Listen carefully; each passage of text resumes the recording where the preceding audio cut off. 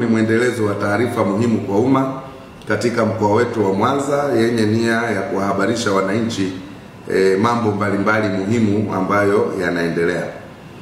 Mtakumbuka kwamba tulipitia kipindi kigumu tarehe 29 na 30 kutokana na vurugu za uchaguzi, lakini sasa hali imesharejea kuwa shwari na maisha ya wananchi yameendelea vizuri katika mkoa wetu wa Mwanza bila wasiwasi wote ule, na usalama ukiwa umerejea kwa 100%.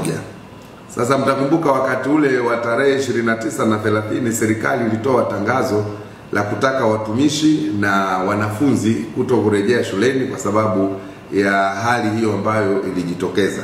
Kwa hiyo siku chache zijazo, yani tarehe 10 mwezi wa 11, wanafunzi wanatakiwa kufanya mtihani huo wa kitaifa, na wanafunzi wa kidato cha 4 mtihani wa kuhitimu elimu yao ya sekondari wataanza mtihani huo tarehe 17 ya mwezi wa 11.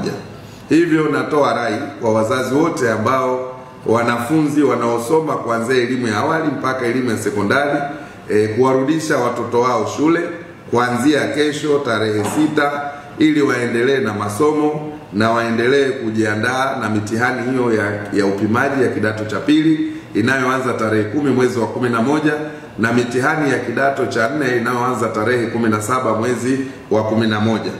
Walimu wamesharejea mashuleni, maafisa elimu wote wamesharejea katika kazi zao, watumishi wa umma wamesharejea, na wananchi pia huduma mbalimbali za ofisi za serikali zimekwisha kurejea.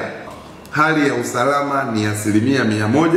Kwa hivyo wawarudishe shule, wawafanyie psychological counseling ili warudi shule, na tarehe 10 waanze mtihani wa kidato cha pili, na tarehe 17 mwezi wa 11 basi tuwatakie heri vijana wa kidato cha 4 ili waweze kufanya mitihani yao vizuri, na tukiwa tuna imani kwamba watafaulu pia vizuri licha ya changamoto hii iliyotokea.